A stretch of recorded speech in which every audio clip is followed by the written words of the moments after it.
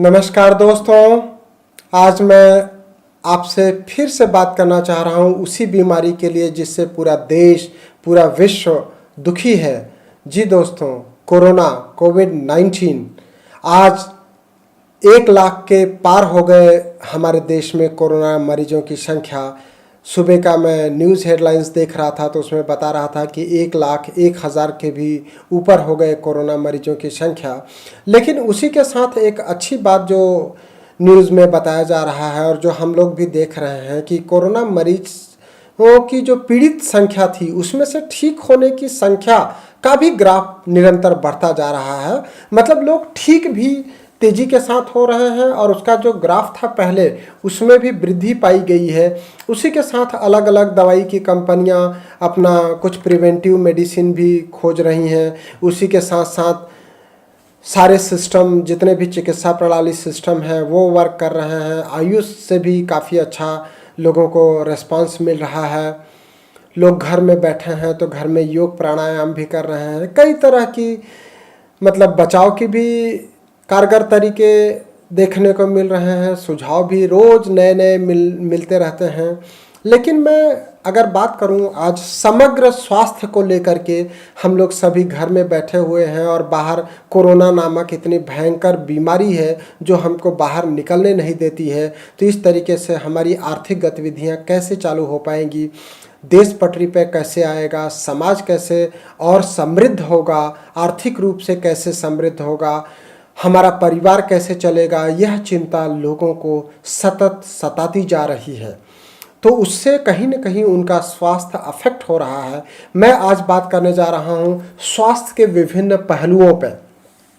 स्वास्थ्य के अगर मैं विभिन्न पहलुओं की बात करूँ तो उसमें है शारीरिक स्वास्थ्य, मानसिक स्वास्थ्य, सामाजिक स्वास्थ्य, आध्यात्मिक स्वास्थ्य और आर्थिक स्वास्थ्य। आप देखिए, मैंने ये थोड़ा सा अलग तरीके का निकालने का प्रयास किया है।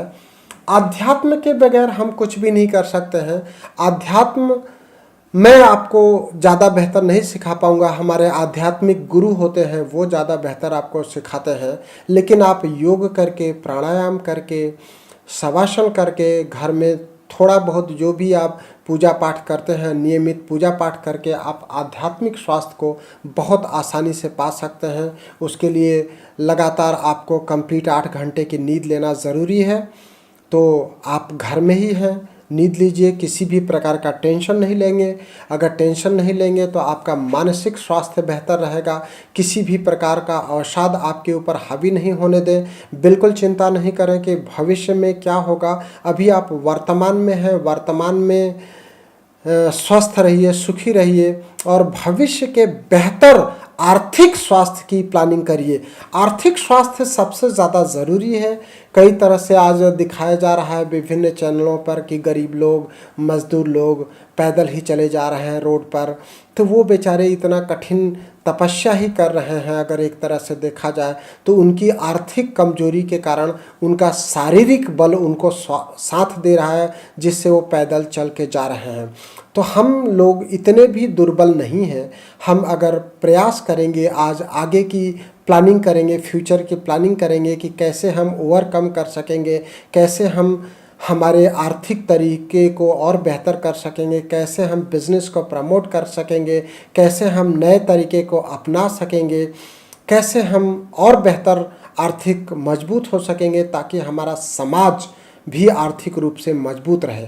आज जो परेशानी है कोरोना को लेकर के, उसमें समाज बहुत बुरी तरह से प्रभावित हो गया है। हमारा समाज जो है वो डरा हुआ है, सहमा हुआ है।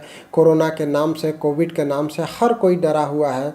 तो समाज में यह डर काफ़ी लंबे समय तक न बना रहे, उसके लिए हमको आगे आना चाहिए। जो संभव प्रयास हो सके वो करना चाहिए।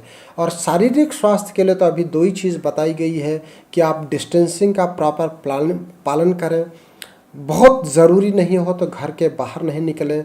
और अगर आप होम्योपैथिक दवाई लेना चाहते हैं तो आयुष मंत्रालय ने आर्सेनिक एल्बम 30 होम्योपैथिक दवाई का बताया हुआ है। आप घर में रहते हुए होम्योपैथिक दवाई आर्सेनिक एल्बम प्रयोग कर सकते हैं। आर्सेनिक एल्बम बहुत ही आसान है लेना। वो आपको मानसिक संबल भी प्रदान करेगी, मानसिक स्वास्थ्य भी बेहतर करती है आर्सेनिक एल्बम। तो शारीरिक और मानसिक स्वास्थ्य के लिए आप होम्योपैथी अपनाइए, आध्यात्मिक स्वास्थ्य के लिए आप योग, प्राणायाम, पूजा पाठ करिए, सामाजिक स्वास्थ्य के लिए आप यह रखिए कि भले ही कोरोना की बीमारी से लोग पीड़ित हैं, व्यथित हैं, लेकिन हमसे जो हो सके उनको हमको हेल्प करना चाहिए। जो आपसे बन सकता है वो करिए। और आर्थिक स्वास्थ्य वो भी एक बहुत अहम पहलू है हमारा। अगर आर्थिक स्वास्थ्य कमज़ोर हो जाएगा तो आपका सामाजिक, मानसिक और आध्यात्मिक, शारीरिक सभी स्वास्थ्य कमज़ोर हो जाएगा। अगर आपके पास खाना खरीदने के लिए, खाने के लिए जो अन्न खरीदना है उसके लिए पैसे नहीं रहेंगे तो आप स्वस्थ कैसे रहेंगे।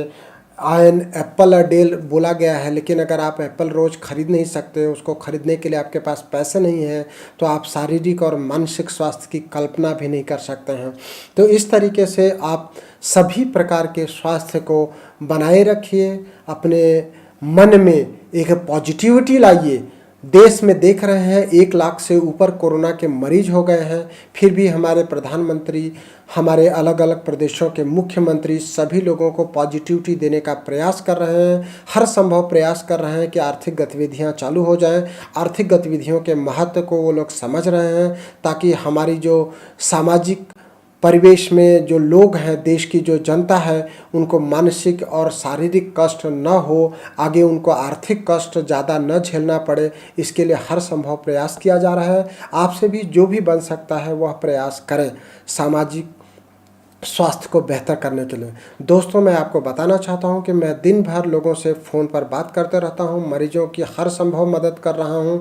मैं सीएम हेल्पलाइन जो प्रदेश की है, कोरोना हेल्पलाइन 104, उस पर भी मरीजों को सलाह दे रहा हूं। मतलब विभिन्न प्रकार के पूरे देश से मेरे पास फ़ोन आते रहते हैं। जिसको जो भी परेशानी है हेल्थ से रिलेटेड, उसको हर संभव जो मेरे से बन सकता है वह कोशिश कर रहा हूं कि वो लोग घर पे कैसे स्वस्थ रहें, और उनको आसानी से दवाइयाँ कहाँ से अवेलेबल हो सकती हैं वह भी मैं प्रयास कर रहा हूँ। तो आप भी आपसे जो बन सके वह प्रयास करें, ताकि हम लोग शारीरिक, मानसिक, सामाजिक, आध्यात्मिक और आर्थिक स्वास्थ्य को हासिल कर सकें। थैंक यू, धन्यवाद।